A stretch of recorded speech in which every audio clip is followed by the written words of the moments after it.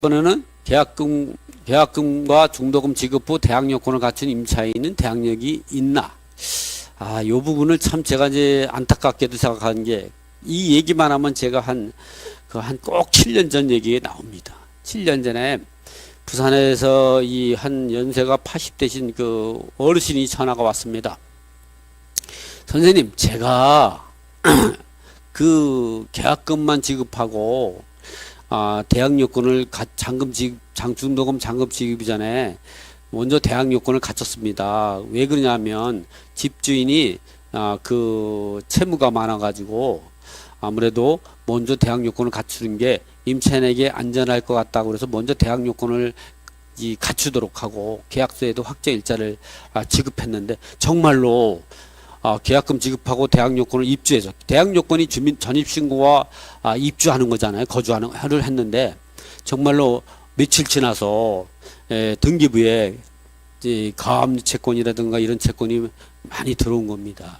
그래서 그분이 말씀하시기를, 제가 이제 이런 상에서 그 보호를 받을 수 있느냐, 이런 부분들을 설명을 하더라고요. 그래서 또 이분이 또 그 계약금만 지급한 게 아니라 등기부에 가압류가 있는 사항을 모르고 그 이후에 또 이제 그 중도금의 일부를 또 지급했다고 하더라고요.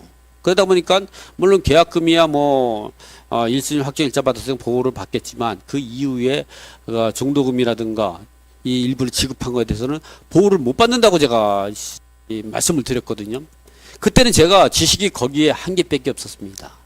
그러나 이 판례를 보면서 깨달은 게, 내가 설명을 잘못했다. 그러니까 여러분들도 이런 실수를 하지 않고 할 수 있도록 제가 하기 위해서 계약금과 중도금 지급 후 대항 요건을 갖춘 임차인은 대항력이 있다. 이죠. 잔금 지급, 그때 대항력은 어디까지 되냐, 이 부분에 대해서 말씀드리겠습니다.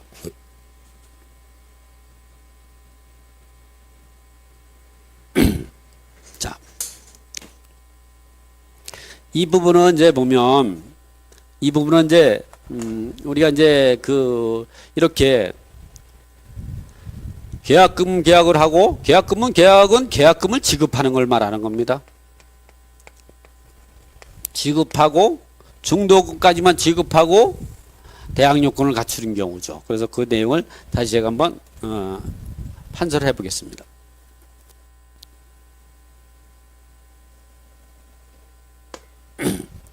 같이 이제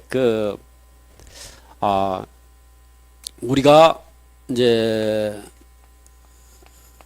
계약서를 작성하고 나서, 계약서 작성하고 나가지고 계약금, 보통 계약금하고 이제 계약서 했을 때 전세보증을 뭐 1억이라고 했을 때 계약금을 이제 한 1,000만 원 정도 지급하고, 중도금으로 5천만 원을 지급합니다. 그리고 잔금을 5천만 원을 지급하고 주택인도와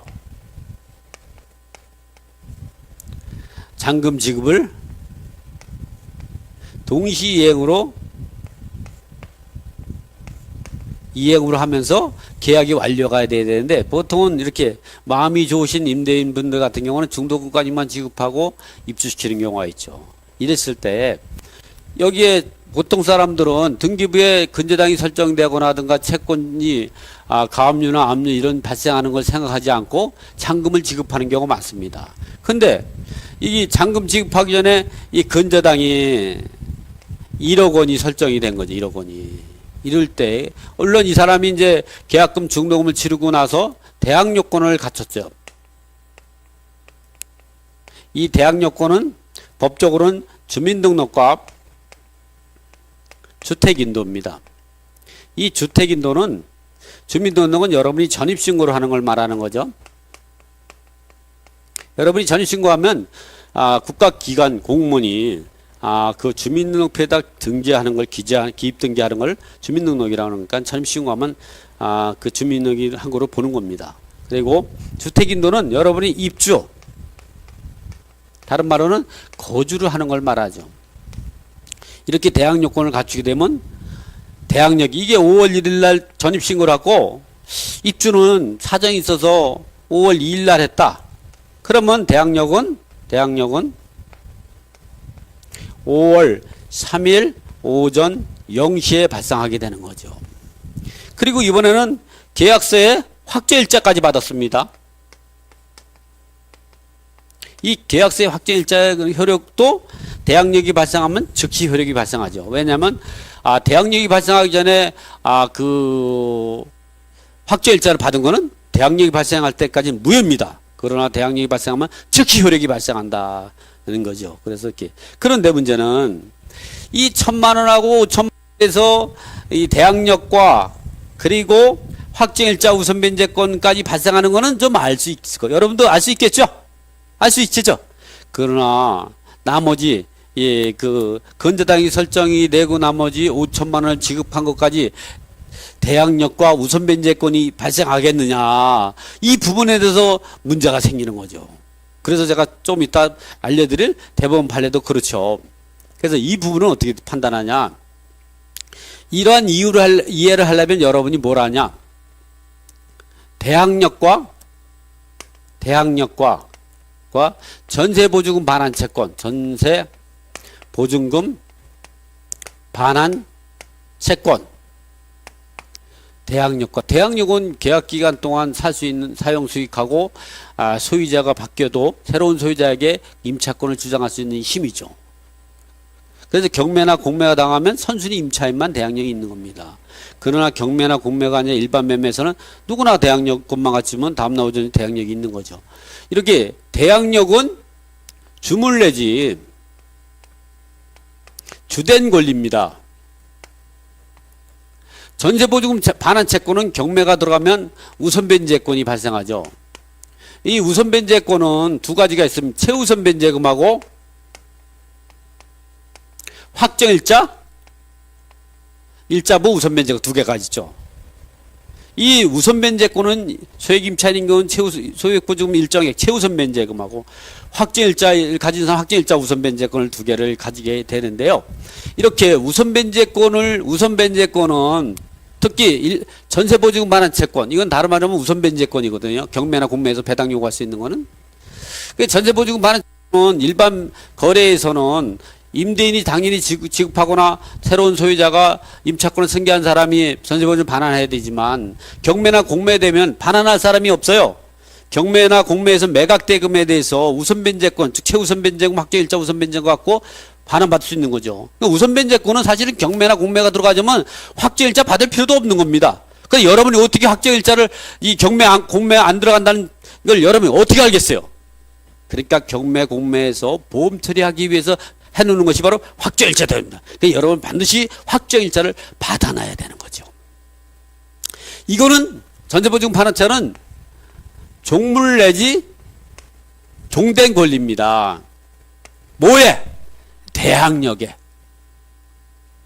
그래서 이 대항력권을 갖추고 임차인이 계약서를 작성해서 계약이 효력이 발생하고 나가지고 대항력권, 주민등록과 주택을 갖춰가지고 다음날 오전 0시에 5월 3일날 대항력이 발생했다 하면 대법원 판례에서는 계약금, 중도금, 장물은 종물의 종된 권리이기 때문에 언제 지급해도 계약이 효력에 따른 대항력이 유지되고 우선 변제권이 발생하는 것에 대해서는 전혀 영향을 미치지 않는다. 제 말씀이 잘 이해가 안 가니까 제가 대법원 판례를 한번 읽어드리겠습니다.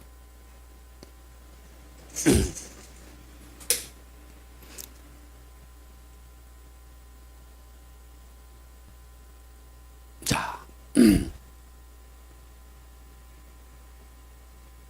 이건 조금 전 거고 했으니까 이번엔 8번째죠. 계약금과 중도금 지급 후 대항력권을 갖춘 임차인이 대항력.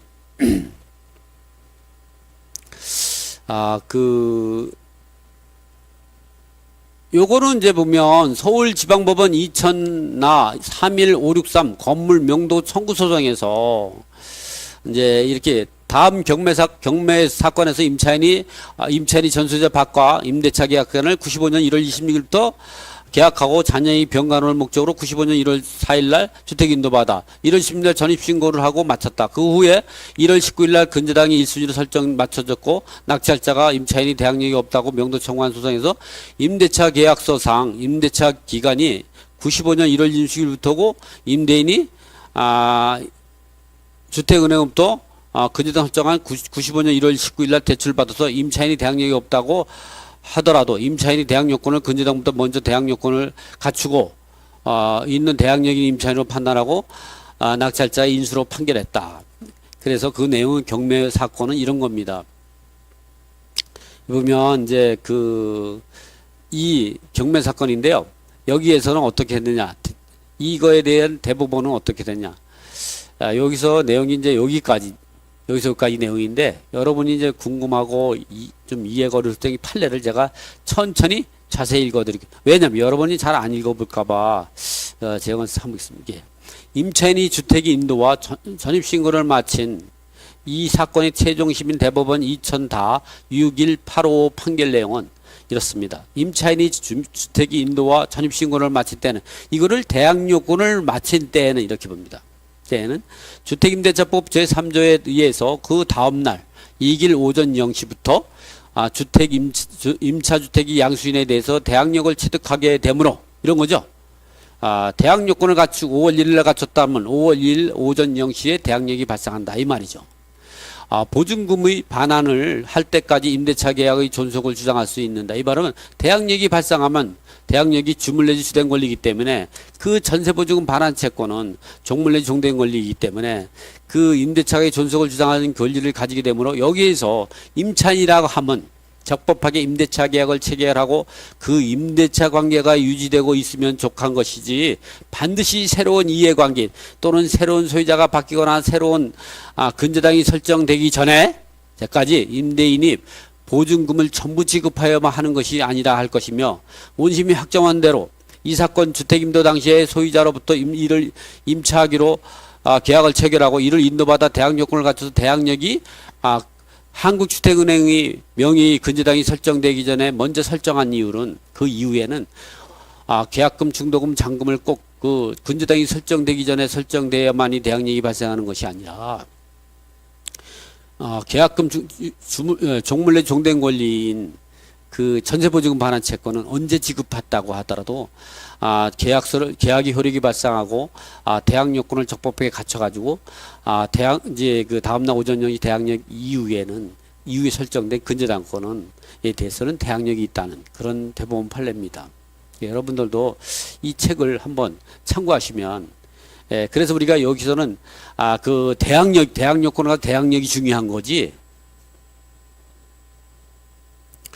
대항력이 중요한 거지. 그 전세보증금 반환 채권, 계약금, 중도금, 잔금은 언제 지급했냐가 중요하지 않죠. 왜 그러냐면 계약이 효력이 발생하고 계약으로 하기로 하고 또 적법하게 대항 요건을 갖춘 이상 그러한 대항 요건을 갖춘 임차인이 그 주택에 거주하고 있다는 사실을 금융기관도 알 수 있었겠죠.